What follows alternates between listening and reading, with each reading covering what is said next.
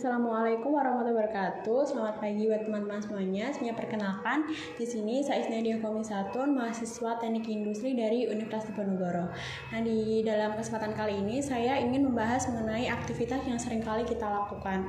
Nah, namun aktivitas ini tuh seringkali kita abaikan, bahkan kita anggap aktivitas ini adalah aktivitas yang membosankan. Nah, apa itu? Jadi aktivitas itu adalah membaca. Nah, secara sederhana, pengertian dari membaca adalah kegiatan memahami dan juga menginterpretasikan teks tertulis seperti ada buku, artikel, atau bahkan pesan singkat. Nah, dalam membaca ini kita perlu untuk melihat kata-kata tersebut, kemudian memahami artinya, dan juga menghubungkannya agar dapat memahami ide dan juga informasi yang ingin disampaikan. Nah, dalam kesempatan kali ini, saya akan membahas topik mengenai mengenal diri sendiri melalui membaca, di mana membaca ini adalah salah satu cara terbaik yang dapat kita pilih atau dapat kita lakukan untuk memahami diri kita sendiri dan juga dunia di sekitar kita. Dimana membaca ini itu tidak hanya sekedar untuk memperoleh informasi ataupun wawasan, tetapi juga merupakan sebuah bentuk perjalanan introspeksi diri yang membantu kita untuk dapat menjelajahi berbagai aspek dalam diri kita serta dunia di sekitar kita. Nah, di sini untuk yang pertama yang perlu kita pahami adalah dengan membaca kita dapat mengembangkan keterampilan dan juga pengetahuan. Di mana ketika kita membaca di luar dari hobi ataupun dari untuk mengisi waktu luang, membaca itu dapat mengasah keterampilan kita.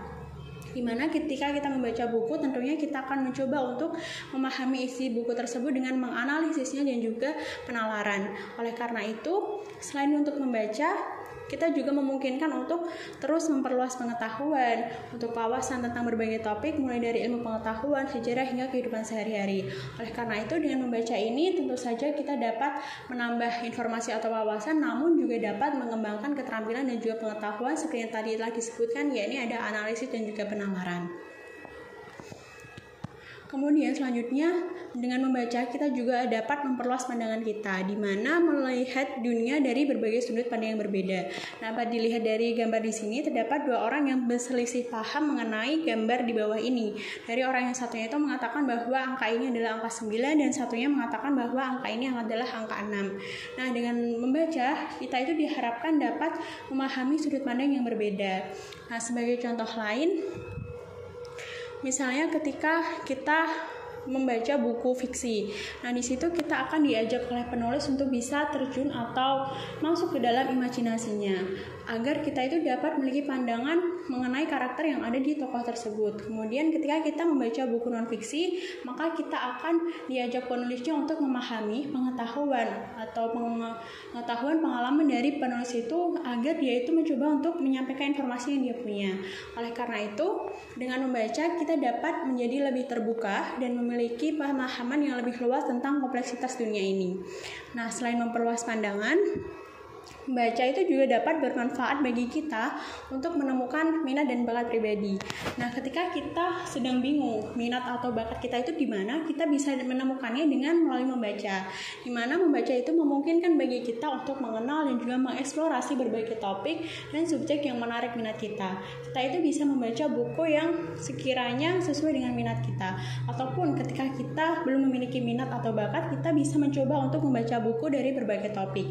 Nah, sebagai contoh, ketika kita tidak paham atau awam tentang astronomi misalnya, maka kita bisa mencoba untuk membaca buku tentang astronomi. Nah, kemudian bisa saja ketika kita membaca, kita merasa takjub atau lebih penasaran lagi mengenai astronomi lebih jauh, maka mungkin hal itu adalah minat kita. Kita akan mencoba untuk memahaminya dengan membaca buku lainnya, mencari sumber lain, dan juga untuk memahami lebih dalam tentang astronomi tersebut. Atau misalnya contoh lain, ketika kita ingin mengetahui sebenarnya bakat kita itu di mana sih, atau kita merasa kita nggak punya bakat, padahal sebenarnya itu belum aja kita temukan itu. Nah, hal ini bisa kita lakukan dengan membaca. Misalnya, ketika kita membaca buku tentang seni, tentang seorang pelukis terkenal yang mampu menjual ribuan lukisannya. Nah, setelah itu mungkin kita akan merasa tertantang untuk mencoba melukis. Nah, setelah kita mencoba melukis, ternyata hasilnya itu bagus. Nah, mungkin di situ adalah bakat kita yang belum kita sadari sebelumnya. Oleh karena itu, seringkali dengan membaca kita dapat menemukan minat dan bakat yang mungkin belum kita sadari sebelumnya.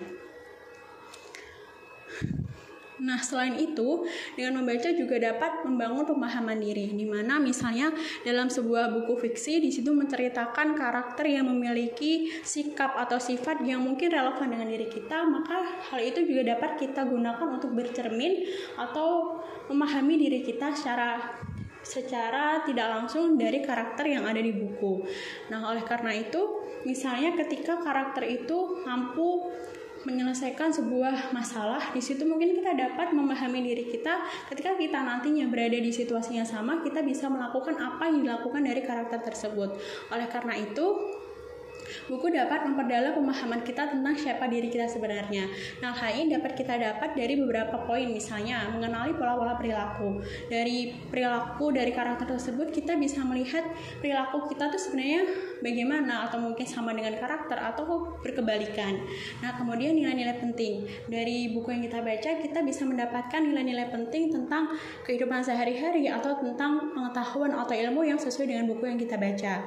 Kemudian kekuatan dan juga kelemahan yang mungkin perlu untuk dikembangkan. Dari buku itu kita bisa mengetahui kekuatan kita di mana dan juga kelemahan yang perlu untuk dikembangkan untuk kedepannya.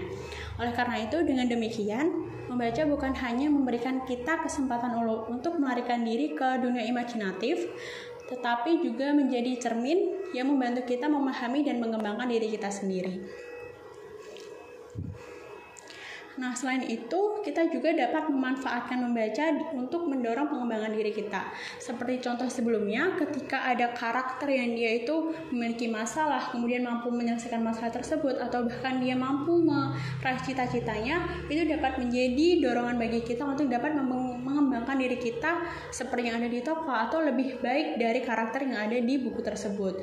Nah, oleh karena itu, dengan membaca itu, kita dapat mendorong diri kita untuk terus berkembang, di mana dari pengalaman, karakter, atau tokoh-tokoh tersebut dan juga pelajaran yang dapat kita ambil dari buku-buku yang kita baca, kita bisa mendapatkan inspirasi untuk menciptakan tujuan baru dan menjadi versi terbaik dari kita. Misalnya ketika tokoh tersebut mampu meraih cita-citanya, hal itu juga dapat mendorong diri kita agar juga bisa dapat meraih cita-cita kita.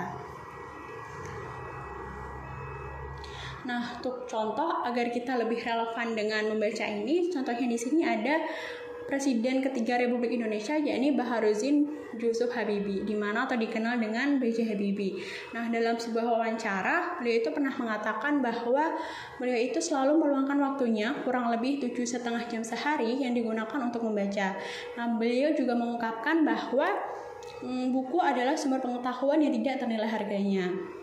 Dari sekian banyak buku yang telah dibaca, salah satu buku favorit beliau adalah Around the World in 80 Days, di mana di buku ini itu beliau merasakan petualangan dan juga pengetahuan yang baru, membuka pikirannya tentang dunia ini. Nah, oleh karena itu dari contoh ini juga kita dapat mengetahui bahwasannya membaca itu bukan hanya sekedar untuk mencari informasi saja, tetapi juga sebagai bentuk pengembangan diri dan juga membuka pikiran kita tentang dunia. Kemudian untuk bisa mengaplikasikan atau mendapatkan manfaat dari membaca, perlu adanya perilaku atau sikap dalam membaca secara efektif dan efisien. Di mana bagaimana caranya kita untuk bisa membaca secara efektif dan efisien? Nah, caranya itu penting bagi kita untuk memahami bahwa membaca secara efektif dan efisien itu memerlukan beberapa strategi. Nah, di sini secara singkat ada 3 strategi, di mana strategi yang pertama adalah memilih buku yang sesuai dengan minat dan kebutuhan kita. Nah, untuk sesuai dengan minat itu misalnya kita minat di salah satu topik atau seni atau apapun, kita bisa membaca buku tersebut karena dengan membaca buku yang sesuai dengan minat kita akan merasa lebih semangat untuk bisa menyelesaikan buku tersebut. Kemudian untuk buku yang sesuai dengan kebutuhan kita adalah agar kita merasa relevan dan juga paham dengan topik yang dibahas di buku tersebut. Kemudian yang kedua, dengan membuat jadwal waktu khusus untuk membaca. Nah, hal ini seperti contoh tadi dari B.J. Habibie, di mana dia itu mengalokasikan waktunya 7,5 jam sehari untuk membaca. Nah, itu bisa kita contoh dengan menjadwalkan membaca itu setiap hari berapa jam atau beberapa kali dalam seminggu ketika kita memang tidak ada waktu. Untuk yang terakhir, penting bagi kita ketika kita membaca itu, kita juga mencatat hal-hal yang menarik, hal-hal penting atau hal-hal bermanfaat yang dapat kita baca lagi setelahnya. Nah, oleh karena itu dari bahasan yang telah kita jelaskan tadi sebelumnya, dapat disimpulkan bahwa membaca itu bukan hanya sekedar kegiatan untuk menyenangkan dilakukan, tapi juga merupakan kunci dalam memahami dan mengembangkan diri kita. Di mana melalui membaca, kita tidak hanya memperoleh pengetahuan, tetapi juga mengasah keterampilan, memperluas pandangan kita tentang dunia, juga tentang diri kita sendiri, sehingga dengan demikian, dengan membaca kita memiliki peran yang sangat penting dalam perkembangan pribadi dan intelektual kita, serta merupakan investasi berharga bagi pertumbuhan diri kita yang berkelanjutan.